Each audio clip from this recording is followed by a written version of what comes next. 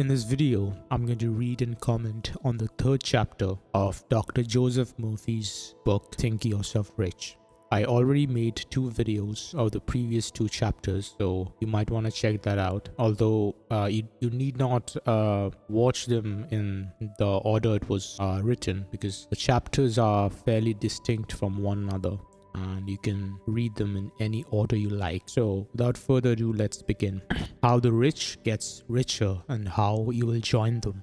The Bible says, God who giveth us richly all things to enjoy. 1 Timothy chapter 6 verse 17. Riches are of your mind. There's a guiding principle within you that can lead you to fulfill the desires of your heart. Wealth is a state of consciousness, a mental attitude, and acceptance of the riches of the infinite. The whole world was here when you were born. Life was a gift to you. You were here to express life and to release your hidden talents to the world. Once you gain the ability to tap your subconscious mind, you will never want for any good thing all your life, whether it be health, peace of mind, true expression, companionship, or a lovely home, and all the money you need to do what you want to do when you want to do it.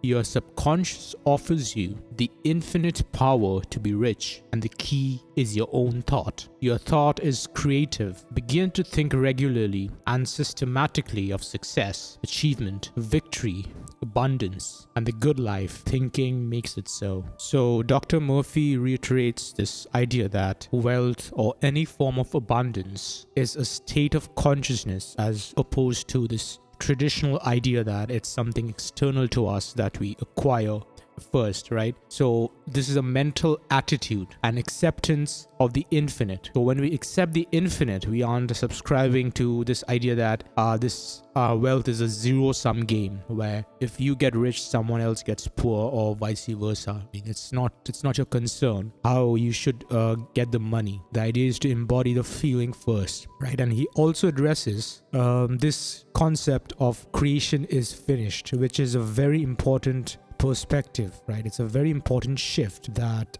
sheds light on the fundamental nature of reality that already exists, and in moving through different states of consciousness, we are merely accessing them.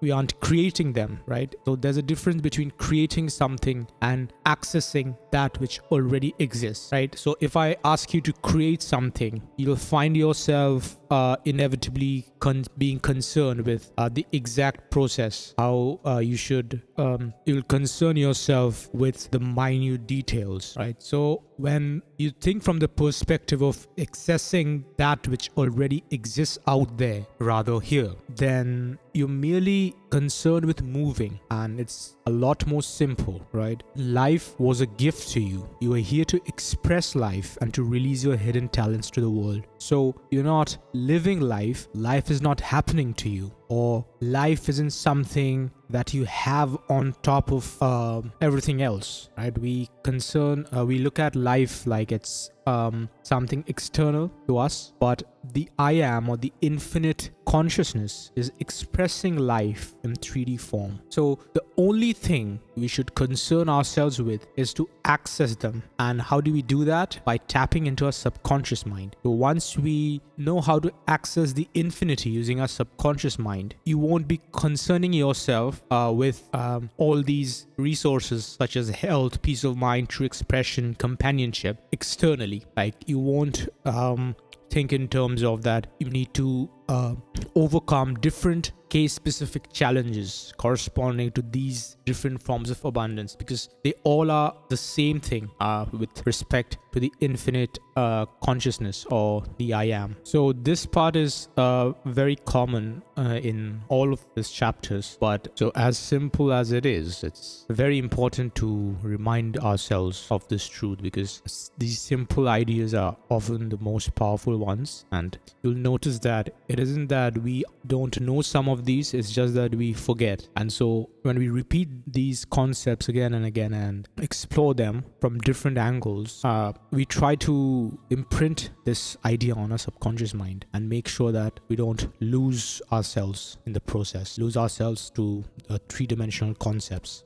of limitations, lack, and things of that nature. So the next section, she discovered her thought image was wealth. A few years ago, I joined a guided tour that took me to many scenic places in Spain and Portugal. There were about 30 of us on this tour. One was a young woman named Maria B. When I introduced myself during a get acquainted party at our first stop, her eyes widened. "Are you the man who wrote The Power of Your Subconscious Mind?" he asked excitedly. "I owe this trip to you." She explained that she had always wanted to visit Spain. Her ancestors had originally come from Malaga, one of the places we were scheduled to visit. The expenses of such a tour were beyond her means. However, for a long time, she put the project out of her mind as impossible. When she read about the wonderful powers of her subconscious, however, she decided to put the techniques to the test. Her first step was to gather brochures and magazine articles about Spain. Looking through them, she found herself mysteriously drawn to a photograph in one of the tourist brochures of the Hotel Malaga Palacio. She decided that this attraction must be a sign from her subconscious.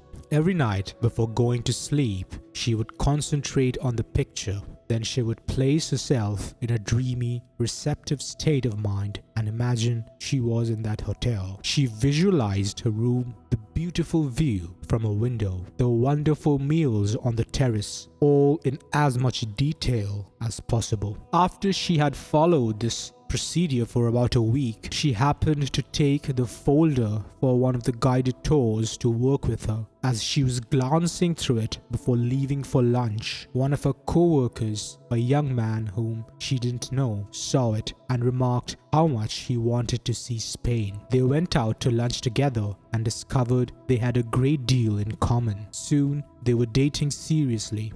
When they became engaged, Maria's aunt told her that as a wedding present, she wanted to pay for the couple's honeymoon and suggested a tour of Spain. "So you see," Maria concluded, "I don't just owe you this chance to see Spain. I owe you my marriage too." I smiled. "You don't owe me a thing," I said. "All this you owe to the power of your own subconscious and to your wisdom in making use of it." Maria's story illustrates the working of your deeper mind. It always magnifies what you deposit in it.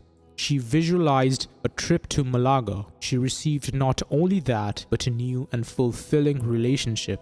Your subconscious gives you compound interest. Whatever you deposit in it is magnified and multiplied exceedingly. Maria's thought image proved to her where all the riches are. So here we see an example of the bridge of incidents where Maria, after meeting Dr. Murphy, shares her story and how it all unfolded in her manifesting this trip to Spain. Now, instead of concerning herself with how to get a ticket or how to get the money to go to Spain, she visualized the end state, which with all the tones of reality, as Neville would say.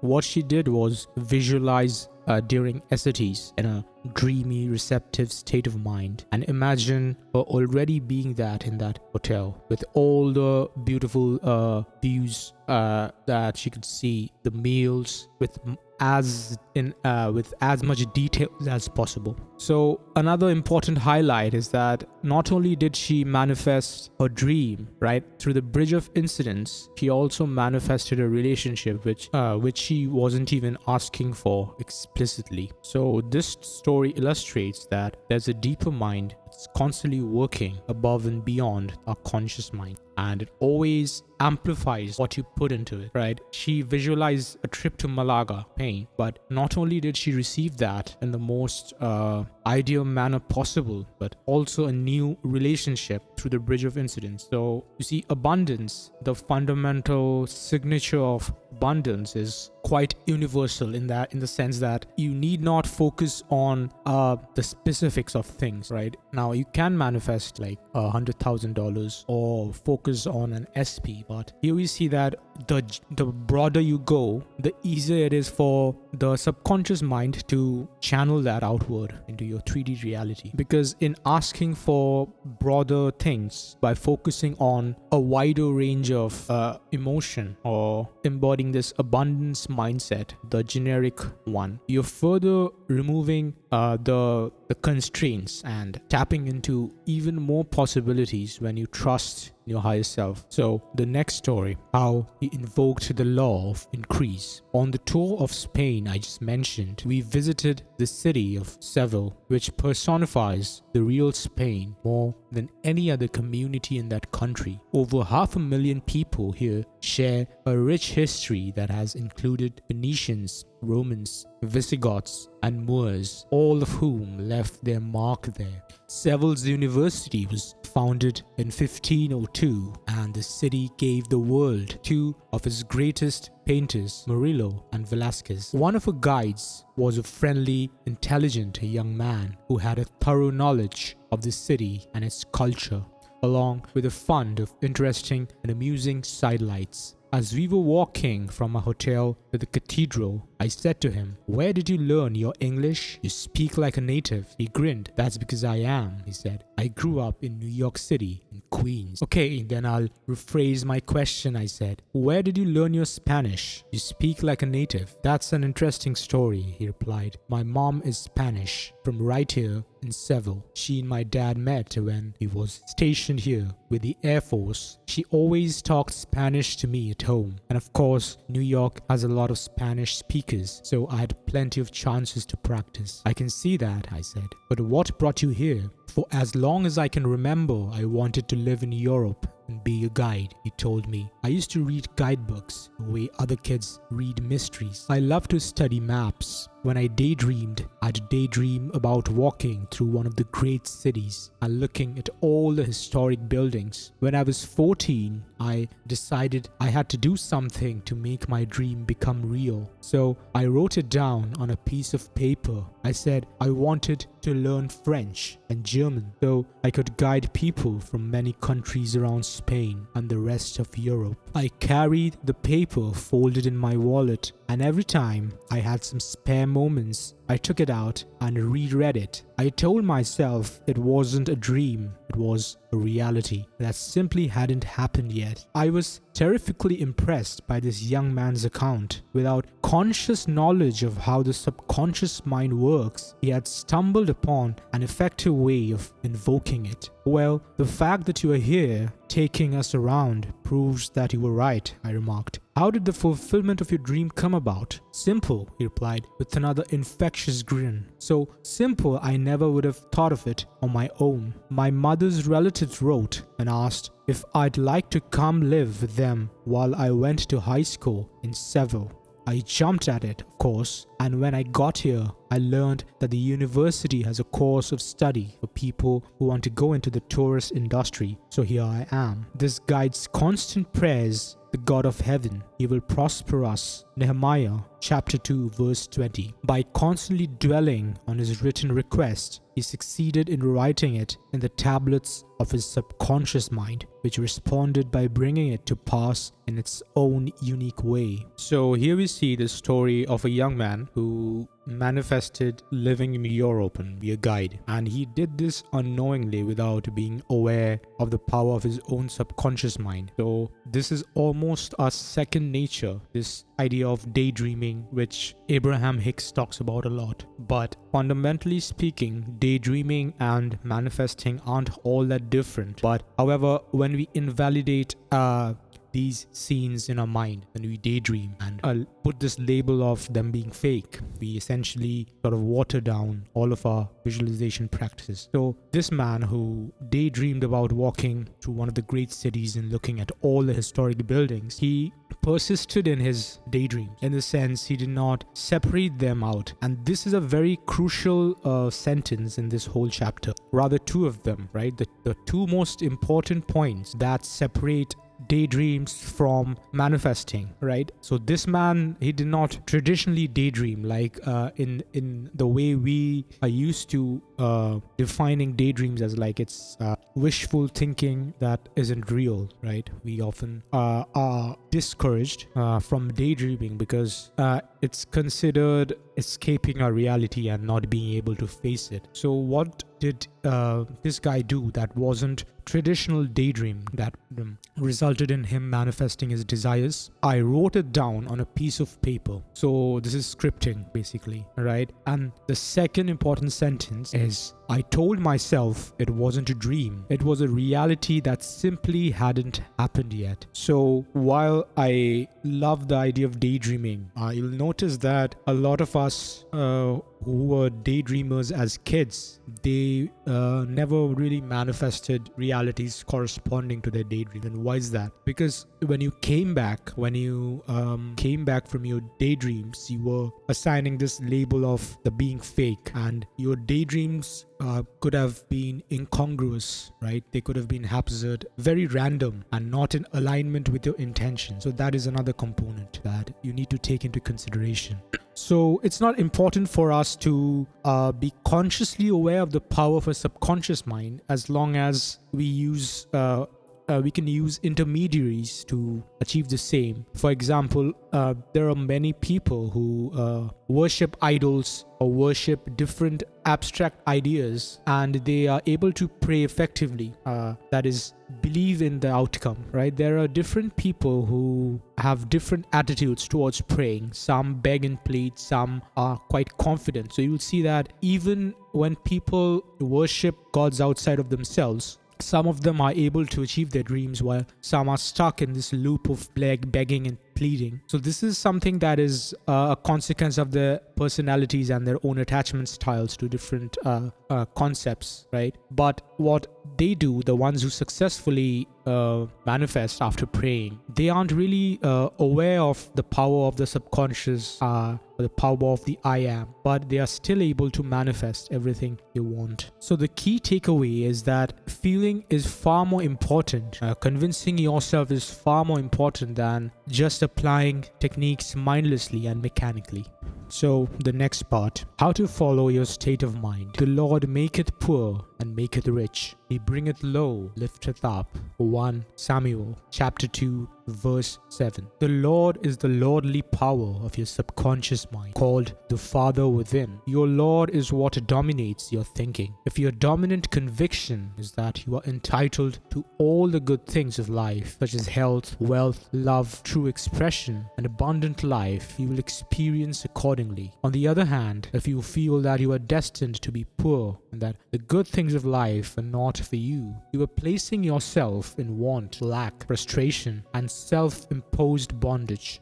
Remember, your thought has power. It is creative. Every thought you initiate tends to manifest itself, except if it is neutralized by a more powerful thought of greater intensity. So like I said, when you daydream mindlessly without having enough faith in your daydreams, you almost have this opposite effect, right? After you come out of your daydream, where you invalidate or neutralize the positive effects by a more powerful negative thought of those being fake or focusing on your current reality, right? So suppose you are poor and you daydream about being rich. After coming back, you invalidate your thoughts of being rich, and the contrast between your daydreams and your current reality creates this intense negative effect, this low, if you want to call it, and you end up feeling way more horrible than if you were to not daydream. So this feeling, this acknowledgement of your current reality is even more intense, right? And your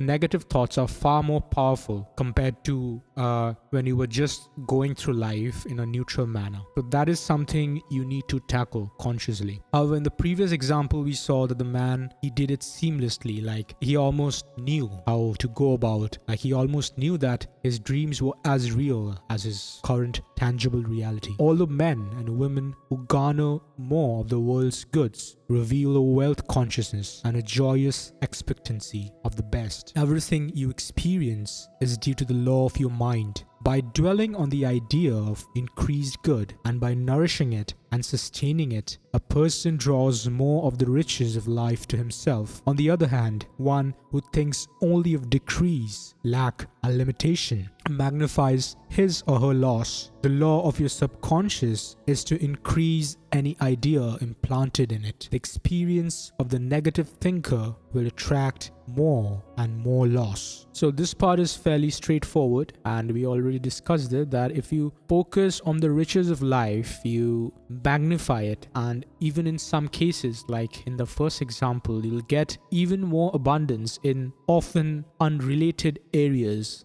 in areas where you didn't ask for your manifestation, in areas you didn't even explicitly ask for. The next section: begin to practice the law of increase. Remember, any object to which you give special attention will tend to grow and magnify itself in your life. Attention is the key to life. Think of increase along all lines. Feel you are successful and prosperous, and you will see that the feeling of wealth produces wealth. Be sure you wish for all those around you success, happiness, and abundance, knowing that as you wish increase of wealth and happiness for others, you are also attracting more of God's riches to yourself. As you radiate abundance and riches to others, they will pick up on your thoughts subconsciously and will be benefited by the feeling of riches and abundance emanating from you. You can silently give to all people you meet the following blessing: God gave you richly all things to enjoy, and you are prospered beyond your fondest dreams. That simple prayer will work wonders in your life. So this concept, attention is the key to life, is very important, especially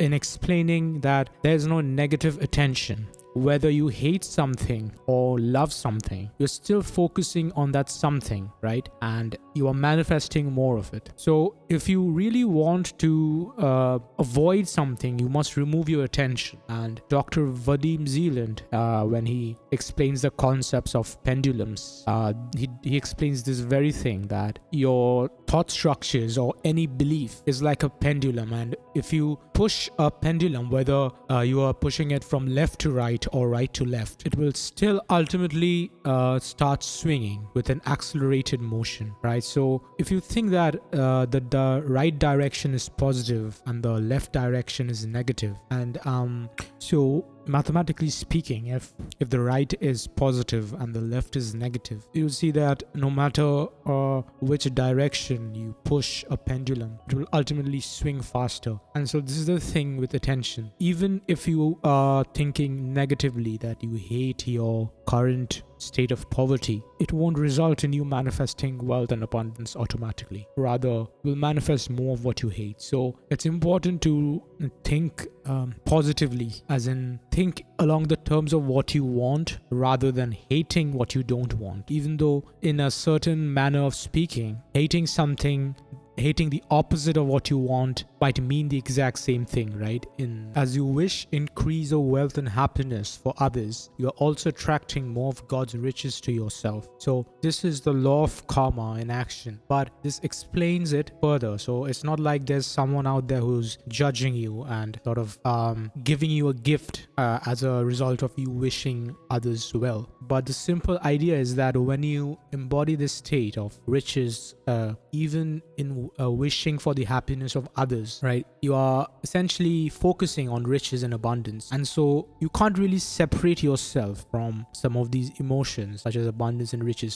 So when you wish someone unwell or you have negative thoughts about someone, you're also creating your own reality corresponding to those emotions. And this is also clever in the sense that when you wish for someone else's abundance, you won't find yourself desperate about it. So you will effortlessly let go of the desire. So after silently praying for someone, you won't be concerned with how or when the desire comes into being. And so after having success, you will gain further trust in your ability to manifest. So that's like a very effective stepping stone towards you manifesting those quote unquote big things into your life, because there's this mental barrier, right? That some of these things are out of a reach or out of a league, whatever you want to call it. But if you desire the same for someone else, right, even those big things, you'll notice that those big things will come into existence very seamlessly. And then your relationship with those big things will improve. So the next section, how to use the law of increase in your business or profession. As you quietly, lovingly, and feelingly enter into the realization that your thoughts of richness, success, prosperity, and health create all those conditions and circumstances on which you focus your attention, you will automatically create all the conditions necessary for your advancement. Moreover, you will find yourself attracting more and more people who will become clients, customers, friends, and associates, and who will aid you in the realization of your dreams. You will subconsciously attract to yourself the men and women who are living in the consciousness of God's riches. I was browsing through an exclusive shop in the Rodeo Drive section of Beverly Hills when a fashionably dressed woman came over to me. She introduced herself as Rhonda M., the founder and owner of the shop. As we talked, she told me what she regards as a secret of her tremendous success and great popularity with her customers. Every morning, as she opens the store, she decrees, "Everyone who enters here is blessed and prospered, inspired and enriched in all ways." She has learned a great truth, which is, "Thou shalt also decree a thing, and it shall be established unto thee, and the light shall shine upon thy ways." Job, chapter 22, verse 28. So here we see the story of a woman, Rhonda, who owes her success to affirming for the benefits of her customers, right? Everyone who enters here is blessed and prospered, inspired and enriched in all ways. So in wishing for the welfare of her customers, she's indirectly wishing for the well-being of herself, because you could say that her customers and her business are connected. But this goes even further than that. The reasoning here is that when she invokes those emotions, right, she's really tapping into that God power that I am, the ability to create for someone else, and the emotions and the subject of affirmation. So this passage ends with this quote from the Bible: "Thou shalt also decree a thing, and it shall be established unto thee, and the light shall shine upon thy ways." Job chapter 22, verse 28. So you might call this the law of karma from the outside. But if you really take into consideration the power of your subconscious mind, you will notice that there's a deeper meaning to this quote. So the next section, how he lost his home. A friend introduced me to Barbara S., who lived with her husband in an upcoming area not far from my home. She confided that she was terribly worried about her husband, an insurance broker. He was constantly dwelling on his financial problems and setback. "I know his business isn't doing well," Barbara told me. "There's so much new competition from internet-based companies, but it can't be good for him to spend so much time imagining that he'll go bankrupt and that we'll lose our home." I was alarmed by the picture she painted. "You must try to persuade him to focus on more positive thoughts," I urged her. "I've tried," she said.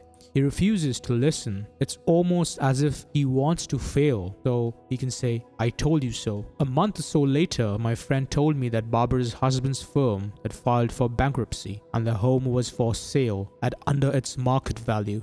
It was snapped up by a wealthy neighbor as an investment. There are good, solid reasons why the rich get richer and the poor get poorer. Job said, "The thing which I greatly feared is come upon me." Job chapter 3, verse 25. The law of mind is good and very good. A person who thinks constantly of loss, lack, failure, and bankruptcy cannot expect to prosper and succeed. The rich person walking in the consciousness of success and prosperity looks upon wealth as like the air he breathes. It is his attitude, not merely his wealth, that lets him acquire the former home of the poor person. You can't think evil and reap good anymore. You can think good and reap evil. The law of your mind is perfect. It tries to manifest what is impressed upon it. The poor person, by which I mean the person who doesn't know how to operate and release the riches of a mind, creates her own poverty. She can, however, at any time she wishes, begin to practice the law of opulence and again attract to herself wealth, success, and riches of all kind. So this is the story of the impartial nature of the subconscious mind, which doesn't understand what's good or what's bad, but rather brings into fruition whatever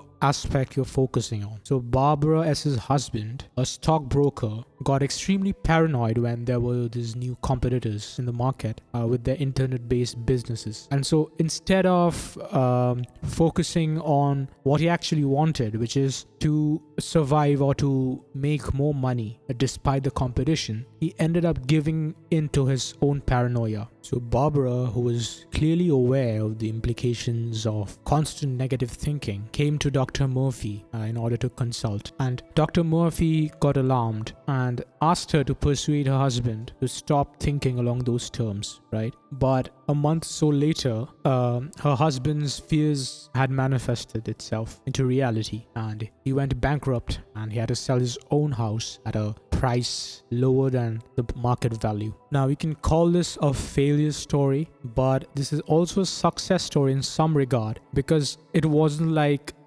he manifested the opposite of what he was focusing on. So you could say that the failure was only in his own inability to control his own mind or to really focus on what he actually wanted. And this also sheds light on how our ego operates and creates these illusions, where it's important for us to be right than actually manifest what we want in our reality. So, like Barbara said, that his husband's predictions, rather negative predictions, often stemmed from this urge to be able to tell her that I told you so. So he would rather be correct and miserable than wrong and abundant. So the power of your subconscious mind is a tough sell, especially to semi-successful people who unconsciously manifested their desires at some point, unconsciously manifested abundance, but then upon failure or short-term failure or what seemed to be failure, started reacting to their own realities and essentially went back to their original state, right? So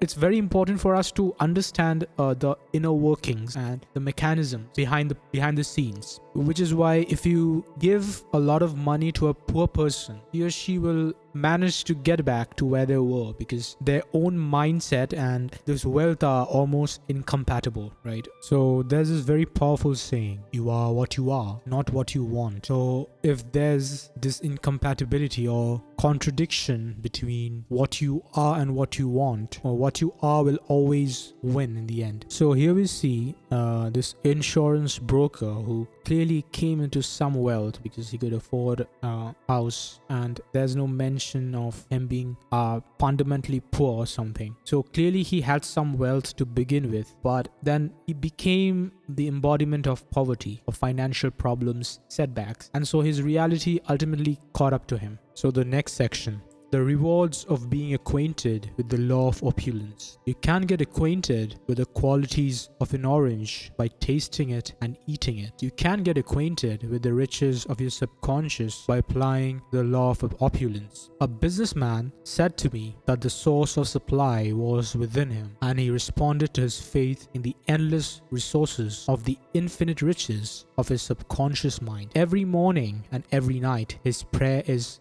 I'm ever grateful for God's riches that are ever active, ever present, unchanging, and abundant. This businessman never wants for all the money he needs to operate his enterprise and to open up new branches. So this example illustrates the differences between embodying the end state and wanting it. So there's a difference between being your desire and wanting your desire. And this businessman, through his affirmation of already having received the manifestation and invoking those feelings, never felt this need to want anything more outside of himself. So the next section, listen to the truth and it will never be in want. Infinite Spirit, the source of all blessings, the creator of the world and all things therein, contained as within you. You do not own anything in the universe. God or Spirit owns all. You are a steward of the divine, and you are here to use the wealth of the world wisely, judiciously, and constructively, claiming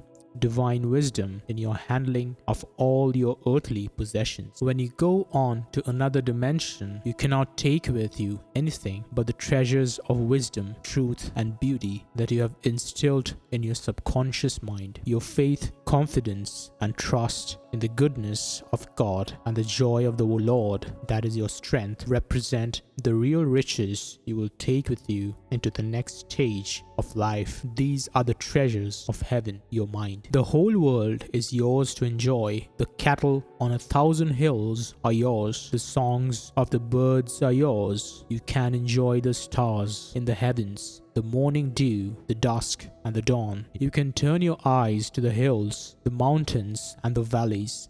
You can smell the sweet fragrance of the rose and the tang of new-mown hay. All the riches in the soil, in the air, and the sea are yours. The fruit that falls to the ground and rots in abundant enough to feed all of humanity. Nature is bountiful, lavish, extravagant, even wasteful. It is God's intention and will that you lead a full and happy life. You should live in a beautiful home surrounded by luxury. You should have beautiful clothes, constantly dressing for God and reminding yourself of the infinite and indescribable beauty, order, symmetry, and proportion of the infinite. You should have all the money you need to do what you want to do when you want to do it. Your children should be brought up in beautiful surroundings and in a loving, godlike atmosphere. They should be taught the endless resources within the depths of their own minds, so that being able to tap the riches of the subconscious, they too will never want for any good thing. So the two important key takeaways from this part is that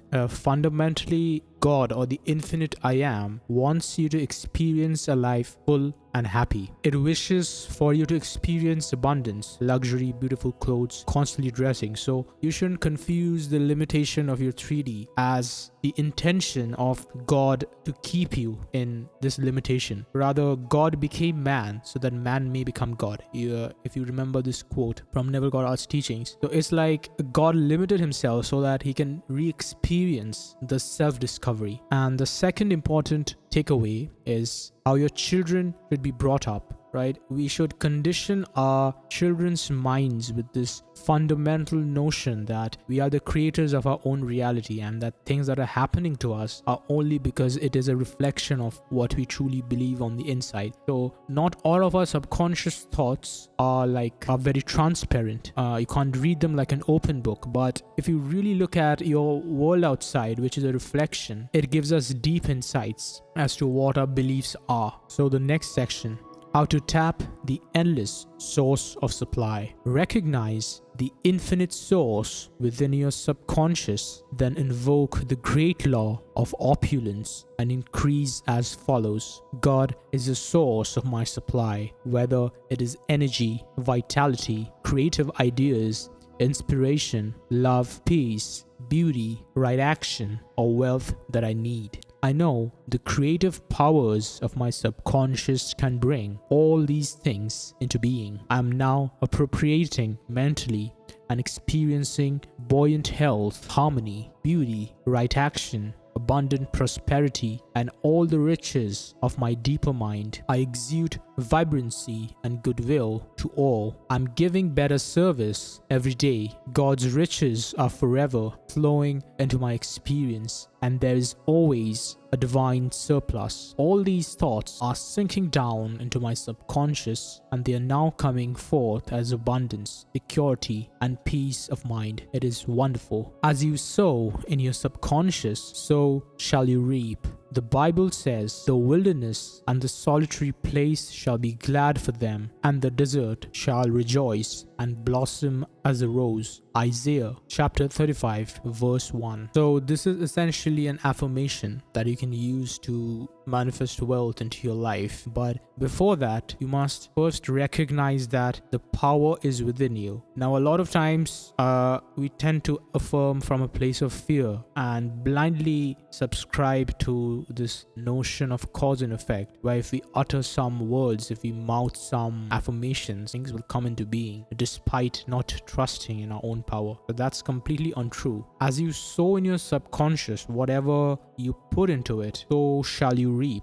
Whatever you put into the soil of your subconscious mind, you will plant, you will grow a tree in accordance to those seeds. And this concluding quote tells us that the wilderness and the solitary place shall be glad for them. By them, it is referring to people who are embodying that state of abundance. And even the desert, which is the embodiment of barrenness and infertility shall rejoice and blossom as a rose. So this again isn't literal, not to be taken at face value, like the one with moving mountains. This also uses these extreme examples and symbols to explain the contrast and how your subconscious mind can drastically alter your current reality. So if your present state can be described as a desert, whether it's in terms of your financial abundance, and using your subconscious mind properly, you shall reap blossom as a rose. So in the next and final section of this chapter, we have a daily meditation for the rich life. If you repeat the following meditation daily, it will bring the rich life to you faster and easier. Consider the lilies of the field. They toil not, neither do they spin. Yet Solomon in all of his glory was not arrayed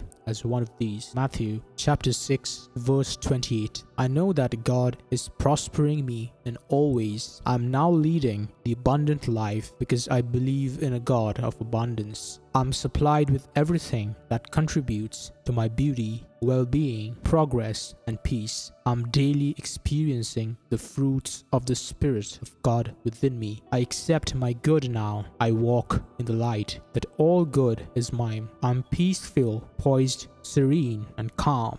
I'm one with the source of life. All my needs are met at every moment of time and every point of space. I now bring all the empty vessels to the Father within. The fullness of God is made manifest in all the departments of my life. All that the Father hath is mine. I rejoice that this is so. Although very biblical, this affirmation is well-rounded in terms of covering all areas of abundance. So you'll notice that all of Dr. Murphy's affirmations are very broad, general, and also very artistic. If you want an affirmation video based on this one, leave me a comment below, and I'll make a looped version so that it'll be easier for you to embody the end state. So here we come to the final and last section, like every chapter. So this chapter point summary. Point 1: the rich get richer for the simple reason that the consciousness or awareness of wealth and the expectancy of more and more of God's riches, which are omnipresent, attract more and more wealth, health, and opportunities to the person who walks in that state of mind. Point 2: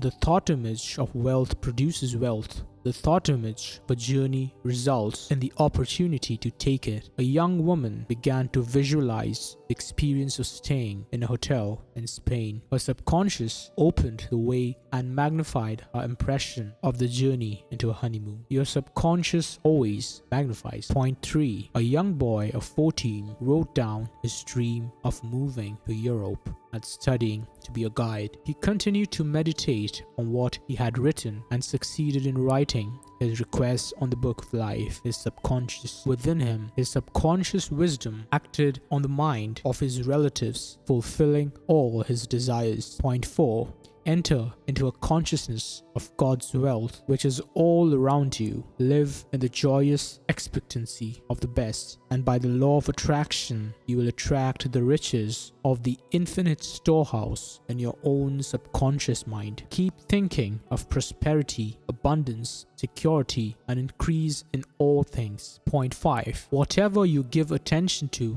grows, magnifies, and multiplies in your experience. Keep your attention on whatsoever things are lovely and of good report. Radiate abundance, goodwill, and riches to others. They will pick it up subconsciously, and it will attract wonderful people into your life. They will prosper, and you will prosper. Point 6: a rich person walks in the mental attitude that wealth is like the air he or she breathes. Having that state of mind, the person attracts more and more riches of all kinds. The poor person who is constantly picturing and talking of lack, bankruptcy, and hard times attracts these qualities to him or herself. Point 7: you can get acquainted with the riches of the infinite storehouse within you by reiterating and believing the following prayer: I'm ever grateful for God's riches that are ever active, ever present, unchanging and eternal. Point 8. God gave you richly all things to enjoy in this universe. Life itself is a gift to you. The whole world was here before you were born. Believe and expect the riches of the infinite, and invariably the best will come to you. As you practice this simple truth, the desert of your life will rejoice and blossom as a rose. Point 9. Strengthen your ability to create a rich life by repeating the meditation at the end of the chapter. Thank you for sticking around till the end. If you learned something from the video, make sure to like and subscribe to my channel for more videos on the topic. Hope you have a great day ahead and see you in the next video.